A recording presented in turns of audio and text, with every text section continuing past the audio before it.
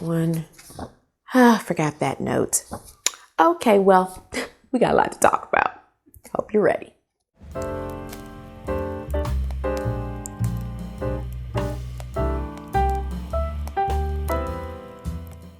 Hello, hello, hello. My name is Nakia. Welcome to my channel. We are here for my May wrap up. And as I said in the intro, I have a lot of books to talk about. This is the end, so by the end, I forget everything I read. So I was really looking at my journal and forgot about some things. So hope you got some tea, some coffee, whatever beverage of choice, because like I said, we got a lot to talk about. DNFs, of course. I actually had a 5-star read. So let's just get into it.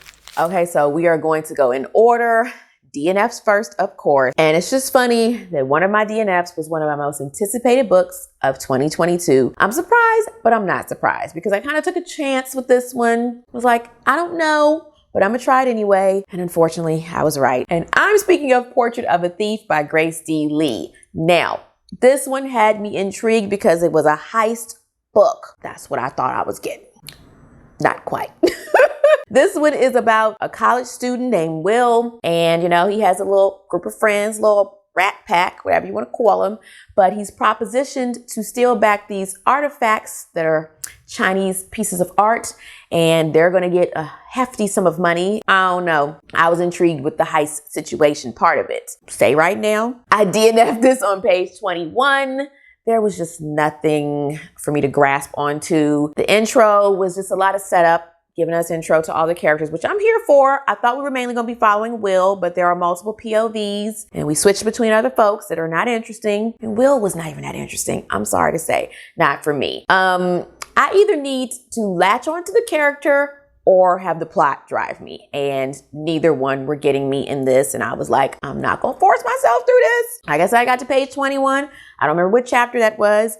I read it on my Kindle, but I was like, you know what? We're done here. I need to DNF faster so I can move on to other things. So I'm sorry. Like I said, just didn't work for me. I put down in my notes, didn't care about any of them. No grit, no edge of your seats. Like I said, I thought I was getting some gritty heist stuff. None of that. I was bored, barely got through the last chapter that I had to finish. Or I even wrote down, didn't even finish it. So there you go.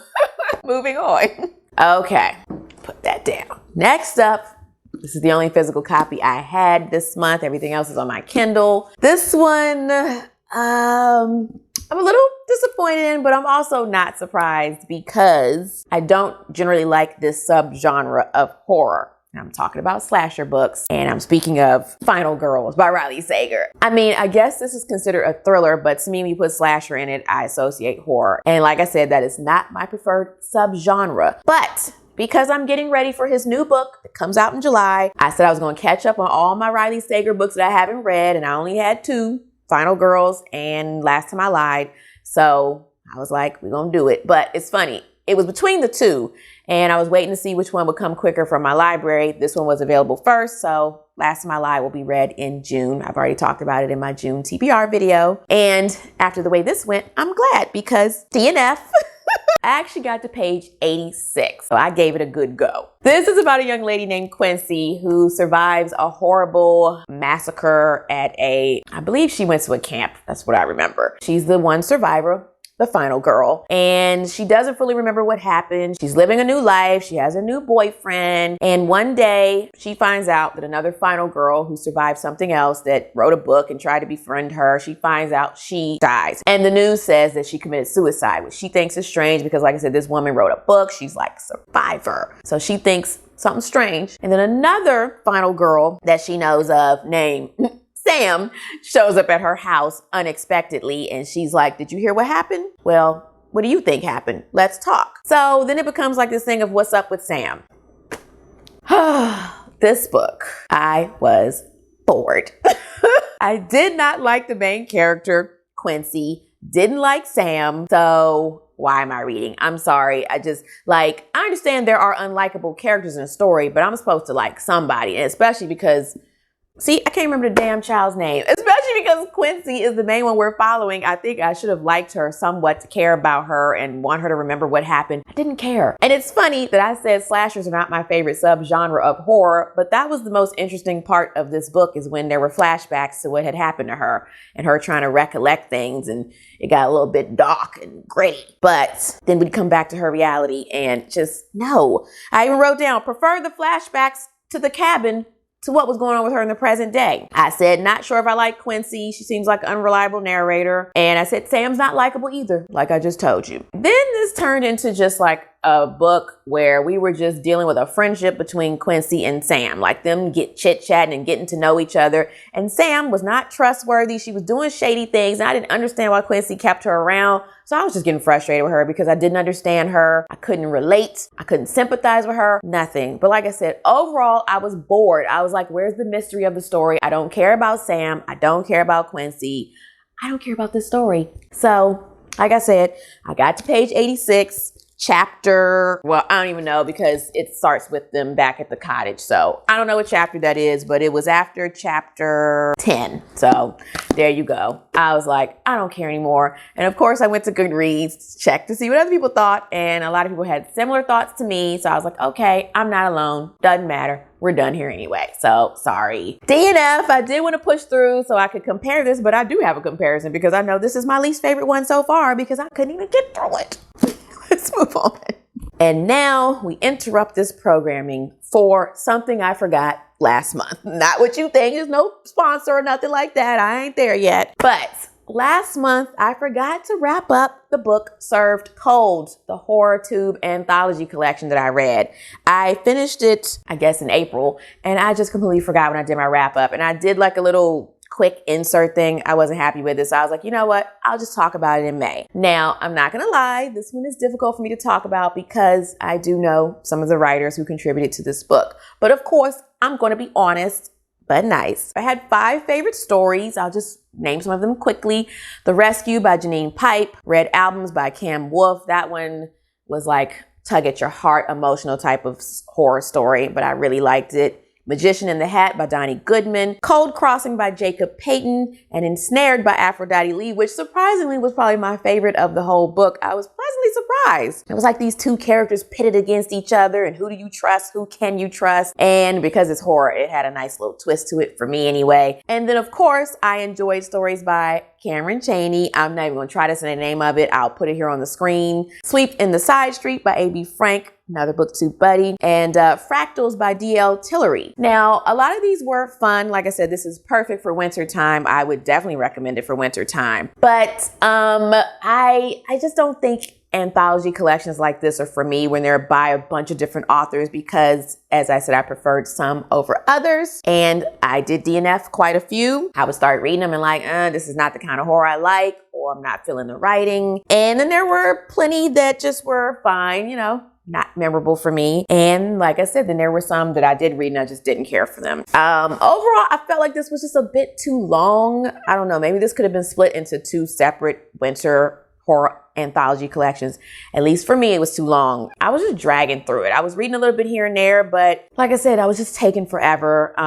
So I ended up giving it 2.5 stars, rounded up to 3. As I said, I am glad I discovered some of these authors for the first time that I've never read from. Actually, all the ones that were my favorites, I've never read any of their stories. So I was glad to get to experience them and look out for other things that they have coming out. But I think I prefer anthology collections that are by one author, or like I said, they need to be shorter. So like I said, ended up being 3 stars. It was pretty good. And as I said, perfect for winter. If you love all kind of horror, you will probably enjoy it more than me. I am very particular and picky about the horror that I read. I've said this many times, so I didn't enjoy all the stories. But like I said, I think R. St. Clair did a good job putting it together. And I forget the other guy's name, but you'll see it here on the screen.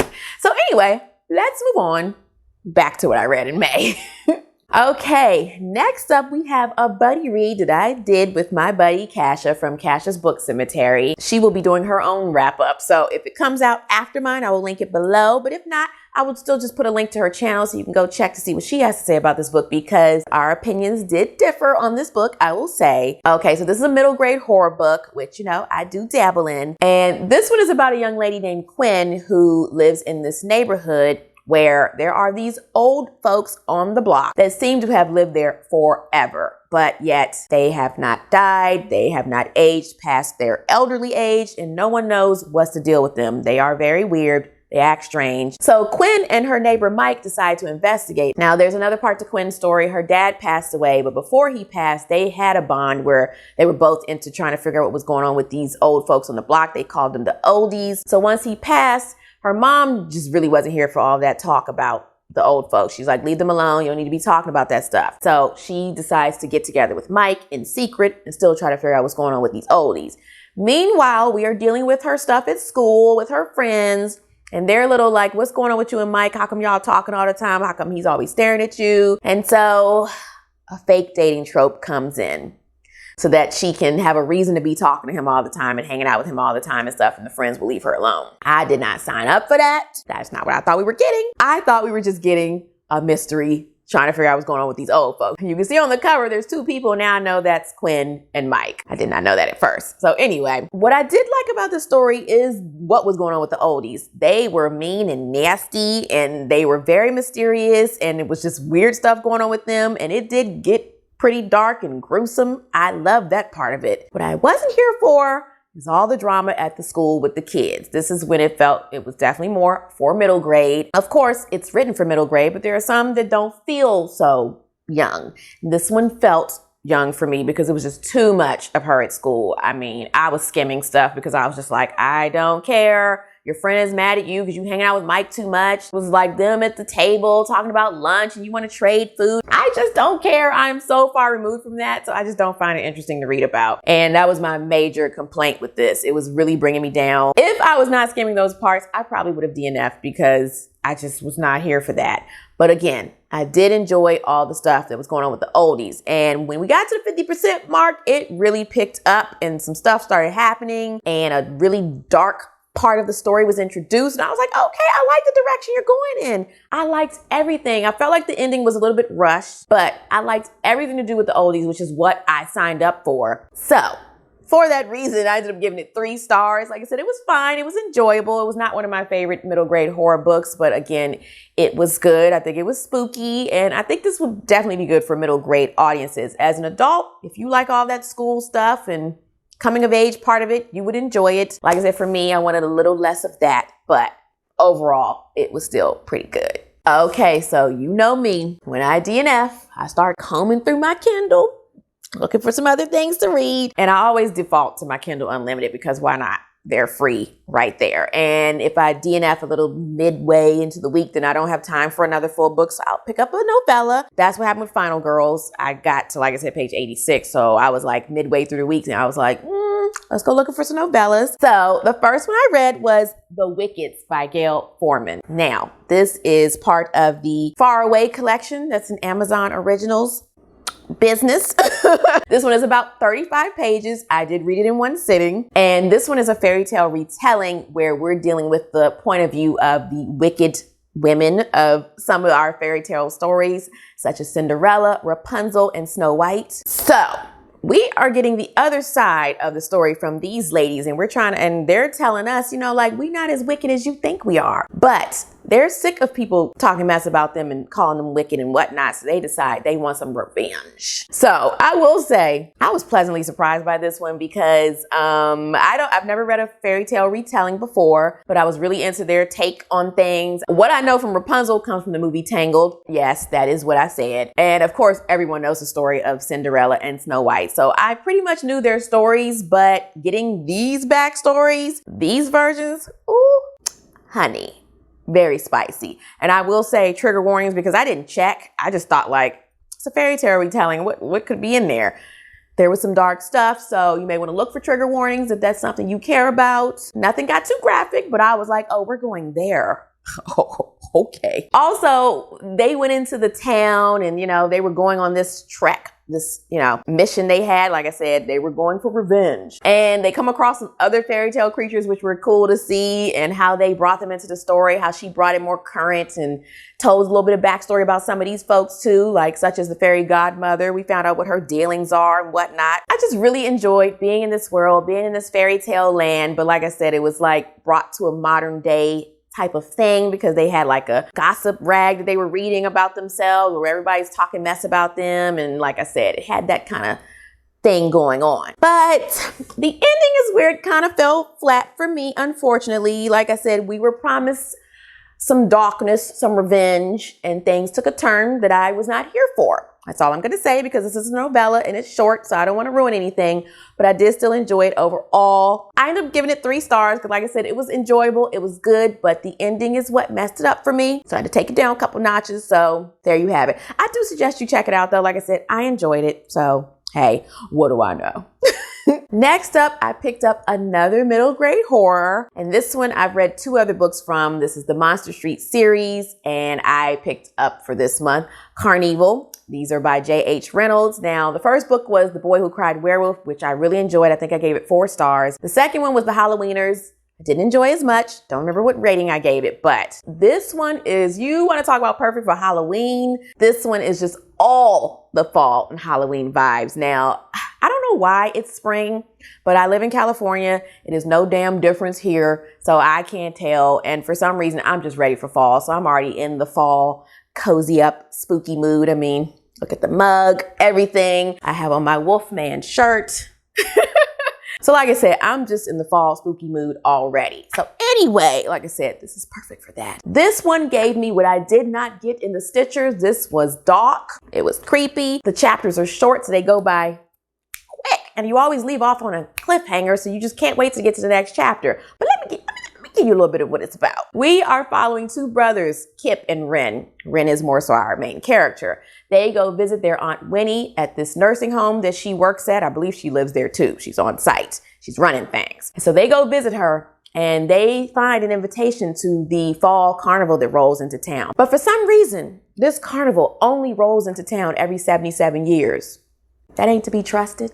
But anyway, these boys, they tell their aunt they're going to help her set up the little Halloween stuff at the old folks home. And she says, okay, you help me, you can go to the carnival. So they go. Ren's brother Kip is just so fascinated with this carnival. He just does not want to stop riding the rides. And his brother's like, look, we need to go. So anyway, he's like, fine, bye. Go do what you want to do. Kip runs into this mysterious man called the TikTok Man. And the TikTok Man promises him unlimited rides at this carnival. But of course, everything comes with a price. And Ren has to save his brother because some sinister things happen. Like I said, this gets dark, it gets creepy. I was surprised how dark it got. Things do happen. Like I said, I don't want to give things away. This is 188 pages, so it's pretty short. And as I said, it goes by quickly. I love the illustrations that are at the top of every chapter. Like I said, I really enjoyed this. I gave it 4 stars. It was not perfect because, I mean, it was cute at the end, had a happy little ending. I don't know that I wanted it to be darker at the end.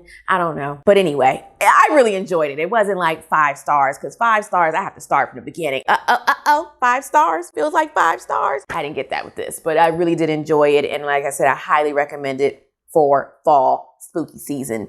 For middle graders, I don't know. I mean, it depends on your child. If they're spooky and creepy and like dark stuff, they will love this. Otherwise, it may be a little too dark for them. As an adult though, enjoy.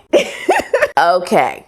Now, we are getting into the 5-star reads category. I forgot I had 2. I thought I only had 1, but I forgot about the other novella that I read this month. I read another novella, part of this Dark Corners collection, I believe in April. That one was by Lisa Unger, who I only knew of for thriller books. So when I read that one was like a horror thriller book. So I was pleasantly surprised by that one. Similar thing for this one. This is an author I am well aware of, and I know 2 books that I have been wanting to check out, but I was like, you know what? I'll check out this novella first to get a taste of her. She did not disappoint, and now I cannot wait to read her other books. Now I'm speaking of Jennifer McMahon. I know a lot of you love her, and this one is Hannah Beast. This one is also perfect for Halloween. I was pleasantly surprised. I think that's the other thing, because I was reading these novellas that took place during Halloween. It was just giving me Halloween vibes I can't wait for. Anyway, this story, I can't say too much because like I said, it's a novella.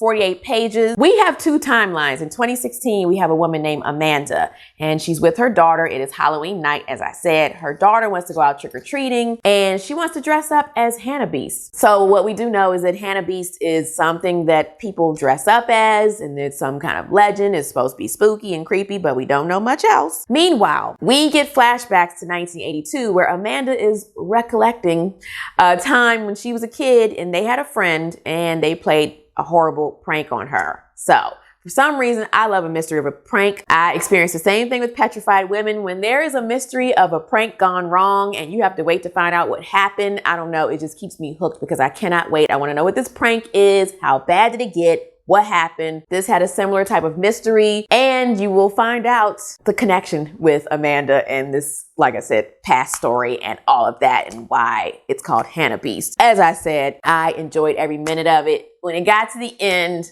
oh, it was one of those things where I saw it coming right before it happened, and it was one of those like, oh no. I gasped because, like I said, I knew what was coming, and when I turned the page and saw I was right, I was like, oh no, ah. That's how it ended. I love the ending. Like I said, 5 stars. I can't say too much. Just like I said, know that this deals with some bullying that's in the past, in 1982, a prank gone wrong, some revenge, and that's all I can really say. Because I don't want to give away too much. But as I said, this made me appreciate Jennifer McMahon's writing, and I cannot wait to read Winter People and Uninvited, or Invited, whichever one. Both of those are on my list, and I can't wait because I enjoyed her writing so much. As I already said, 5 stars. Well, that's 10. 5 stars.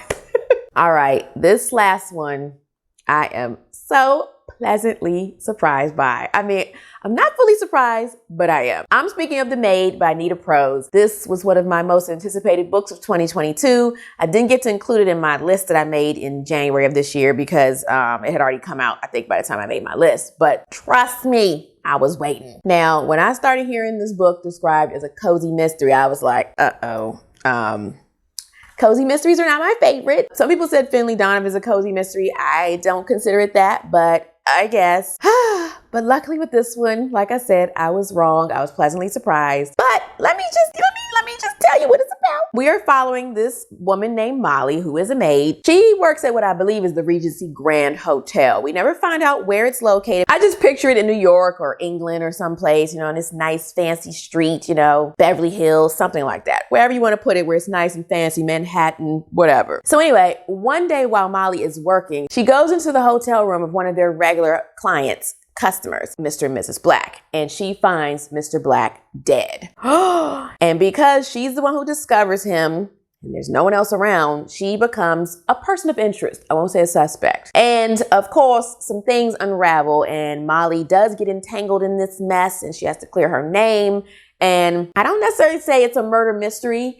Kinda. It's more of, like I said, we're following her and what she's going through and how she's getting tangled up in this mess. And you're also wondering what actually happened, but it's more about like you want her to be okay. I don't know how else to describe it. I guess you could call this a cozy mystery. It is very atmospheric. And I will say for me, I don't know what it was. I think it was just the way the hotel was described. I was just really into it. But what really got me more, what I really connected with her on, was the whole cleanliness factor. The way things were described with how she cleaned, how she wanted things, how she cared about things.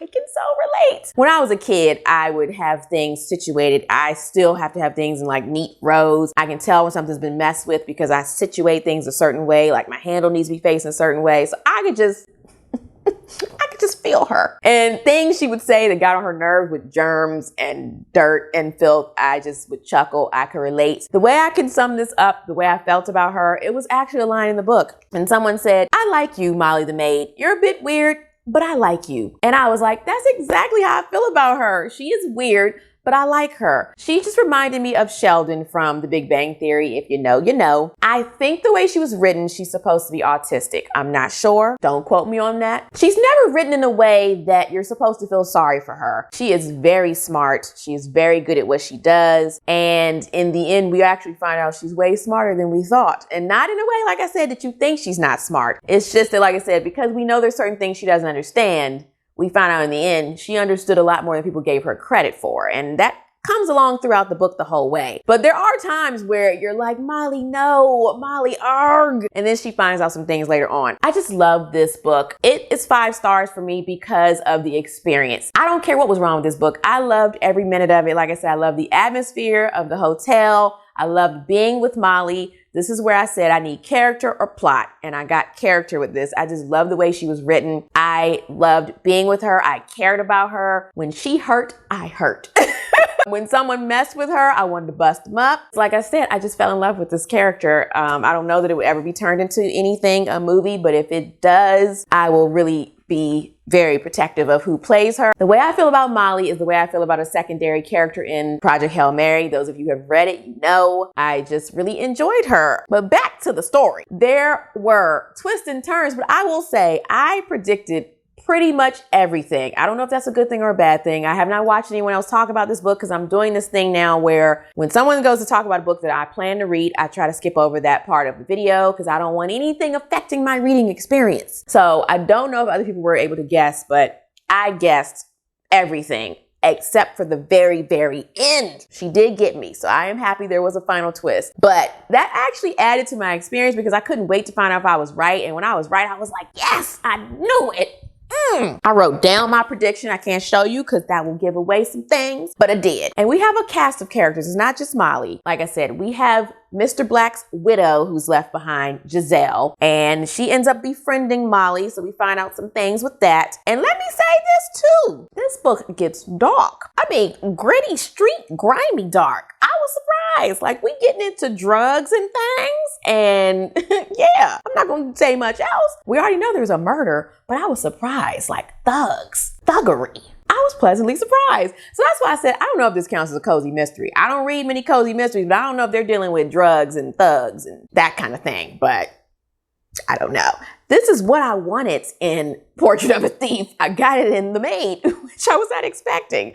But anyway, and then we have other people at the hotel. Mr. Snow, who's running the hotel. There is the doorman. I can't think of his name right now. I'll put it on the screen, but he's also an important part of the story. We have a detective, of course, naturally. And then there is a bartender who works for the hotel that Molly ends up with a crush on. His name is Rodney. And luckily this didn't get too, sickening in the romance department. So things that she liked about him, I chuckled because those are things that I usually observe with men's. But anyway, like I said, I don't know what else to say. I just really enjoyed my experience with this book. I actually just finished it today because I had to get it done to talk about it in this video, even though I am a day early before the end of May, but I still got it done. Chapters were even longer. I still was here for it. I can't even explain it. Whatever people have to say they didn't like about this book, I probably could understand, but I loved it. I loved every minute of it. And you probably will be surprised. I'm surprised. I can't even say what it is, but this was just, like I said, 5 stars. Favorite book I read this month. Definitely probably gonna be in my top books of the year because I fell in love with Molly and I can't forget her. I just love her. I hope this is a series. I don't know if it is. I haven't heard anything. I'll probably have to go read all kind of stuff after this because, like I said, I just finished it and I need to get more information. I love the way it ended. Like I said, there was an epilogue. I enjoyed that. Like I said, it added a little extra twist to the story. And anyway, I could go on and on and on because, like I said, I really love this book. But we're going to stop here for this video. So that, ladies and gents, wraps up my May reading month with a piece of April with Served Cold that I forgot to talk about.